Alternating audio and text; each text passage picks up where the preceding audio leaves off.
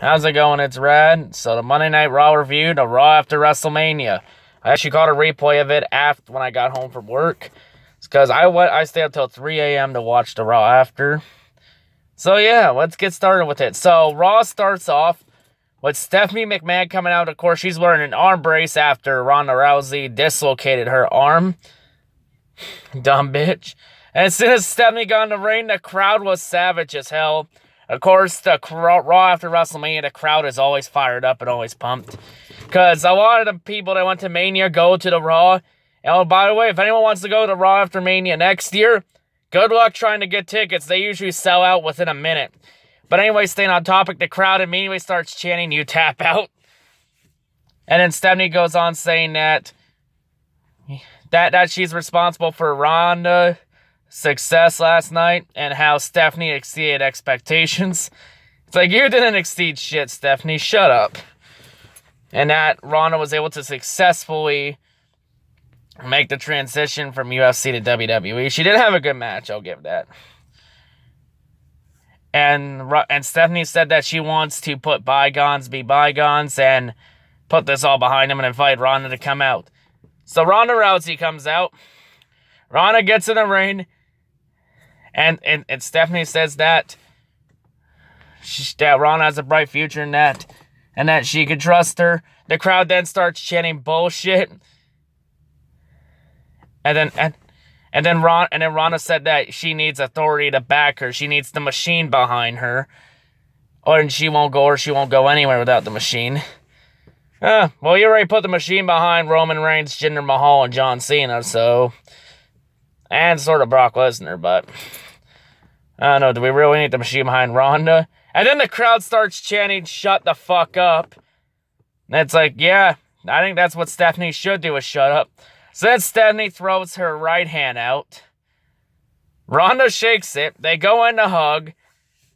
Ronda, of course, has a smile on her face. And after they stop hugging, Ronda's smile goes away. Ronda grabs the left hand.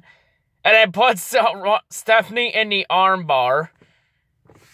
And then Ronda, for a while, until Ronda felt like she did enough damage to it, Ronda gets out of the ring. And then while Stephanie's getting tended to medical attention, the crowd starts chanting, "You deserve it." And then doing a na-na-na-na, na-na-na-na, hey, goodbye song. It's like, don't tell Christian Miracle that. He gonna get fucking offended when he hears about that. That's gonna be at least 5 cents for each. That's at least a 5-cent penalty for each of them. Because in case anyone doesn't know, Christian Miracle's the WWE sins guy. Yeah, Christian Miracle gets offended by that shit easily. Then again, Christian Miracle gets offended by any crowd chants that happen. But, you know, he's still entertaining. But anyway, moving on, because that's not important. So next up, we get a women's match. We get Nia Jax is in the ring. Of course, the new Raw Women's Champion. Then Alexa Bliss and Mickie James come out. Alexa saying that Nia is a bully and bullied and beat it up Alexa and Mickie. And the crowd starts chanting asshole to Mickie and Alexa Bliss. And then Nia tells Alexa to shut up. It's like, Alexa, quit trying to spin the truth. We all know you were bullying Nia the last few weeks because of her size. But you know what? You should not be bullying about that. It's like, people need to grow up. And then Nia said that she did find a tag team partner in Ember Moon. Then Ember Moon comes out and we get a tag team match. Yeah, Ember Moon, she's finally called up from NXT. I had a feeling her dropping the NXT Women's title to Shayna Baszler was a signal of her coming to the main roster. So we get a tag team match. Back and forth match. Once Ember got in, she dominated. In the end, Ember Moon hits the Eclipse on Alexa Bliss. It gets the 3 count for the win, so Ember Moon is successful in her Raw debut. Then we get a backstage segment. Kurt Angle is in backstage. Braun Strowman comes up with the 10-year-old Nicholas as the new Raw Tag Team Champions. Braun Strowman tells Kurt Angle that he is relinquishing the tag titles. because Nicholas is only 10 years old and he's still in the 4th grade and can't defend the titles. But then Braun said that when Nicholas gets old enough, they're going to come back for those titles. And Nicholas says, and then whoever's the champions are going to get these hands.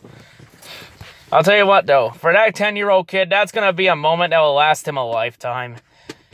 Yeah, he in his probably his first ever WrestleMania. And he gets to become Raw Tag Team Champion with Braun Strowman. That's going to last a lifetime, folks.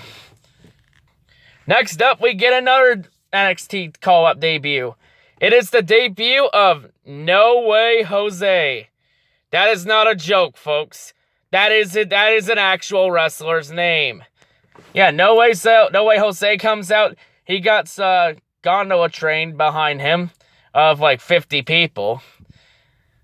And his first match is against a jobber. A fucking jobber, seriously. Like, this match was not even 1 minute long. All Jose did was a hip toss to the jobber and then hit him with the knockout punch and got the 3 count for the win. Probably not even 30 seconds. Like, seriously. You couldn't give No Way Jose any competition in his first match. For fuck's sakes. And people wonder why I bashed the shit out of this company. Well, there's one of the reasons why. Anyway, moving on. We get to a backstage segment. Kurt Angle meets up with Sheamus and Cesaro. Sheamus and Cesaro demand that they get handed the Raw Tag Team titles back. And Kurt Angle said he's not going to do that. And saying that they have to earn their way back. And then announced that there will be 2 Tag Team Eliminator matches tonight. And the winners of both matches will face each other next week on Raw. And the winner will face Sheamus and Cesaro for the vacated Raw Tag Team titles at the Greatest Royal Rumble house show event in Saudi Arabia. No, it's not a pay-per-view, it's a house show because it's on a Friday. It's being broadcast on a Friday afternoon. Because, you know, the time difference there is big. So, yeah. Anyway, moving on.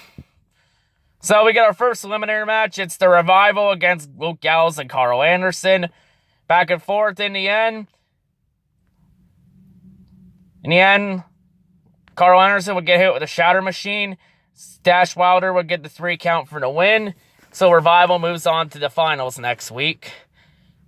Next up, we get a segment. We get the new Intercontinental Champion, Seth fucking Rollins, in the ring. Seth, the fucking man. He comes out, gets a massive pop. Of course, when that part of a song that says "Burn It Down," the crowd fucking erupts on that, yelling it. Seth comes in. He says that the crowd saying "Burn It Down" was the loudest he ever heard. Then the crowd chants "You deserve it" because of Seth's title. And yes, Seth did deserve that title. He worked his ass off. Hopefully, he can represent that Intercontinental Champion as good as The Miz did. Hopefully. You know, Seth coming on talking about how he's fought hard the last couple years after going through so much. And now Seth is a Grand Slam champion and joins his Shield brothers as Grand Slam champions. And the crowd, and he said Grand Slam Rollins has a great ring to it. And the crowd starts chanting Grand Slam Rollins. It's like, goddamn. Well, then again, with Mania, you give this crowd any fire, they're gonna use it. So yeah, then Finn Balor comes out. And then Finn Balor, he congratulates Seth on the Intercontinental title. And then Finn then said to Seth that since Finn wasn't involved in the decision, Finn says that he feels he should be the first in line to get an opportunity at the Intercontinental Champion. It's like, yeah, well, he's sort of right there. He was not involved in the decision, so he should get another shot at it.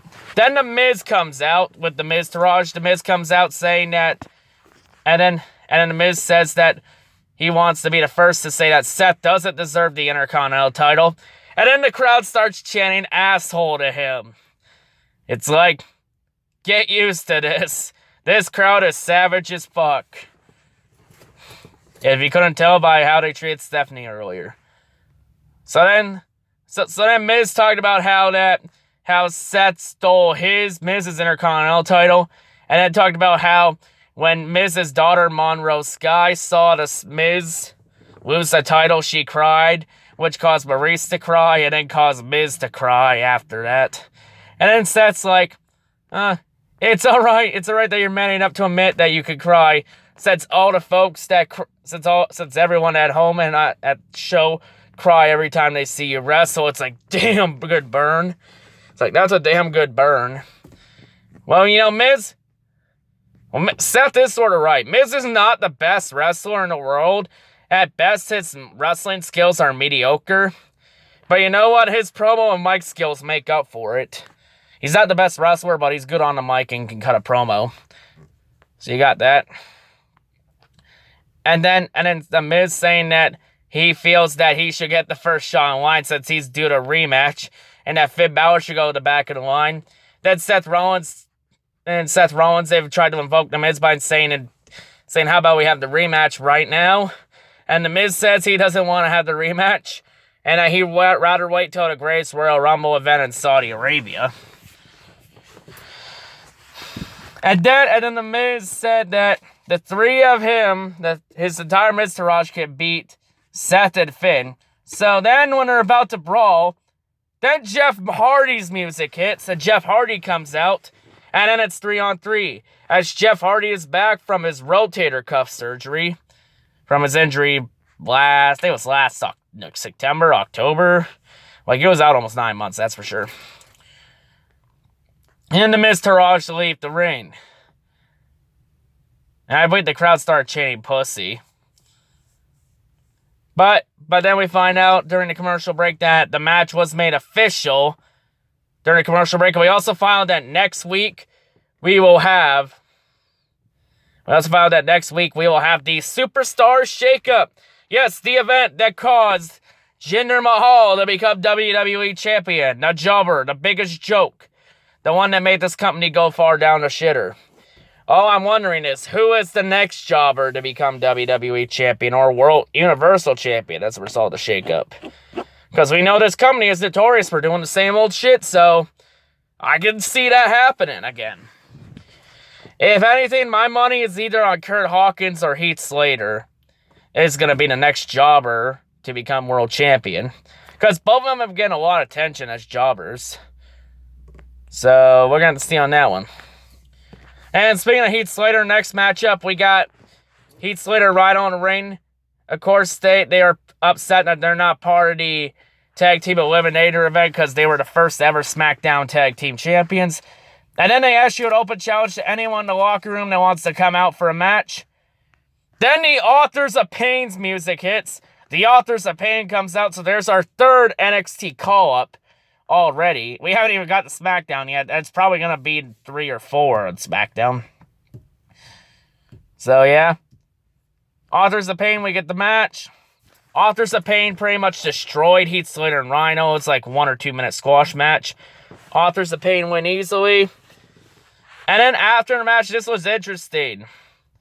Once they got to the ramp, they stop Paul Ellering, and then they walk away from him. So it's like, as soon as they got to the main roster, they're already kicking Paul Ellering to the curb. That's sort of disrespectful. That's the man that made you relevant. Like like Paul Ellering, he's the famous manager for the Road Warriors. You're gonna fucking throw him to the curb like that after he made you guys relevant? Come on. Damn. So yeah, next up we get a women's match. We get Sasha Banks versus Mandy Rose. Before the match starts, though, Bayley comes out. So now Bayley's trying to be the attention-seeking hoe. And then Bayley showing that she's going to be in Sasha's corner. It was a boring match. Match ending, though. When Sasha and Mandy were on the outside, Mandy would push Bayley. So Bayley would go to take a shot at Mandy. Mandy would duck it, and Bayley would hit Sasha Banks with a clothesline.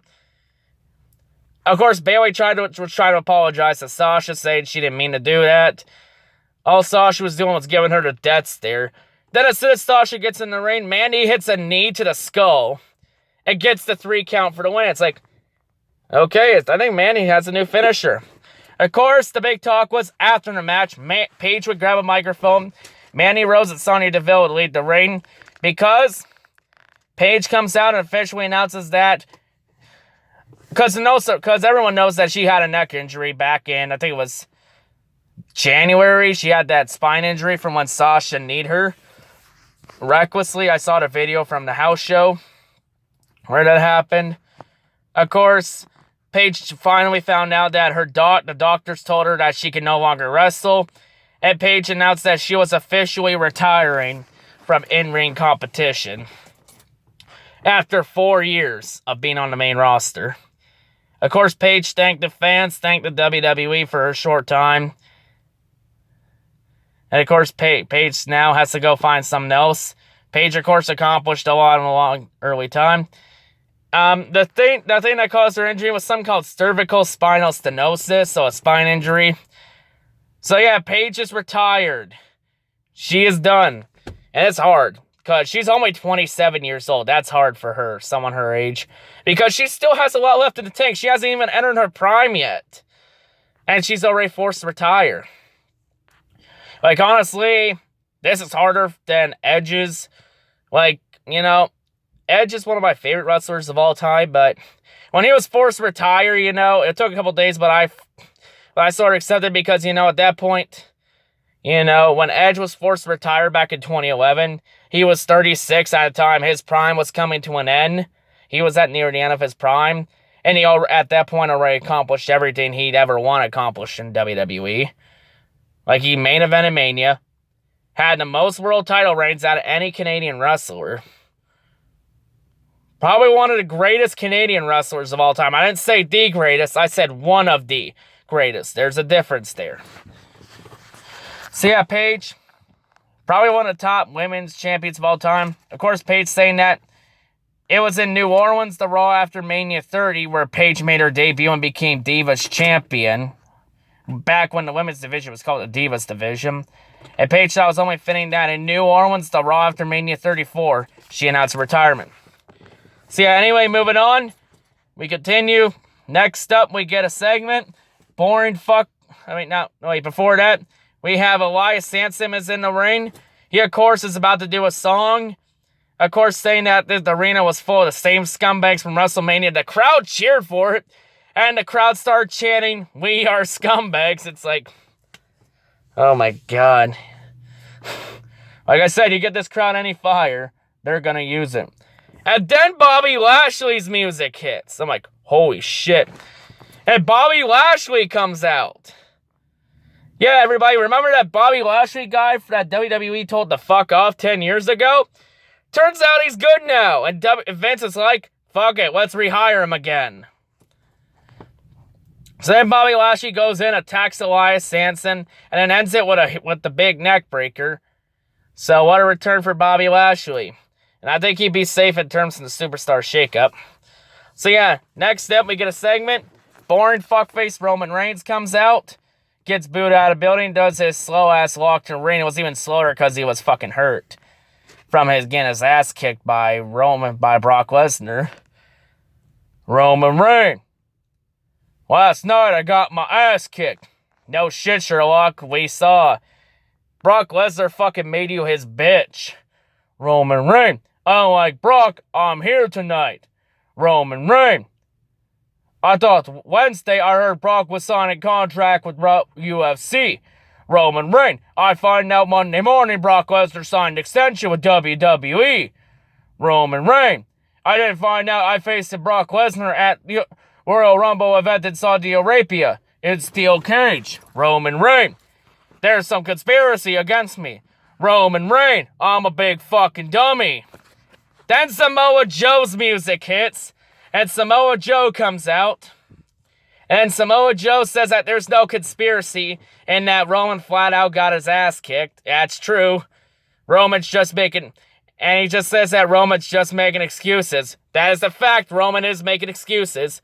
And then Samoa Joe goes on and calls Roman Reigns a failure. Yes, Roman is a failure. Out of all the members in Roman's family, Roman is the worst one in it. And then says that Roman is a liar because he told all the folks and all the fans in his family that he was the only one that could beat Brock Lesnar, and he failed.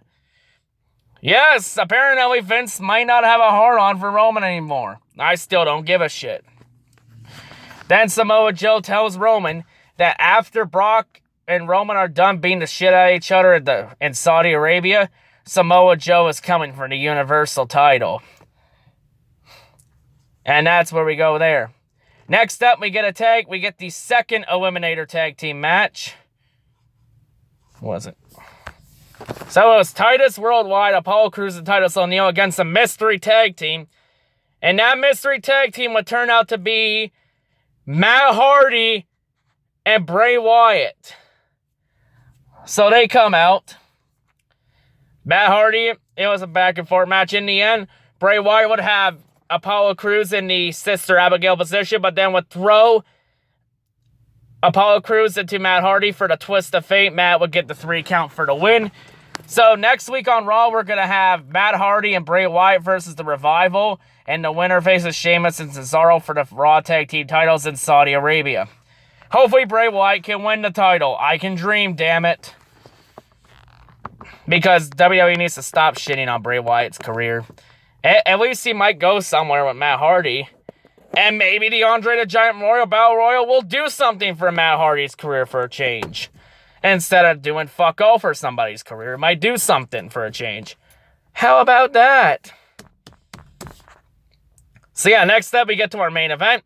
The 6-man tag team match. We also found that next week we will have Bayley versus Sasha Banks one-on-one. I still don't give a shit about either of these two. Fuck these fake-ass bitches. Fuck both those fake-ass bitches. They both suck. So, of course, Mr. Rush comes out. They get a partial pop. Seth Rollins comes out and he gets a massive pop, especially with the Burn It Down. Finn Balor gets a pop, too. Finn Balor's also wearing, like, rainbow socks with his boots. And his Balor Club logo was also in the rainbow colors. And Jeff Hardy comes out. He's, of course, wearing rainbow arm sleeves. I guess that's supposed to support the Pride. The New Orleans Pride. So, yeah. Remember when WWE wasn't about making political statements? Yeah, those were some good times, weren't they? Because we all know that the Rainbow Pride is the official flag for homosexuals. I got nothing against them. So, yeah, let's just not talk about it. So, yeah, moving on. The match itself. Back and forth. In the end, Seth Rollins would hit the middle finger defense curb stomp on The Miz and get the 3 count for the win. After the match, we have some post-match assault. Jeff Hardy would hit the twist of fate on Bo Dallas. Finn Balor will hit the coup de grace on Bo Dallas. Jeff Hardy will hit the Swanton Bomb on Bo Dallas, and then Seth Rollins hit the middle finger defense curb stomp on Bo Dallas. And then with Curtis Axel in the ring, it was the exact same thing. Wash, rinse, repeat. So yeah, that's where we end Raw. It was actually a pretty good Raw, pretty decent, I would have to say. You know, it's a Raw after Mania. It's usually one of the top Raws. So yeah, I'm in a lot different mood from it than yesterday.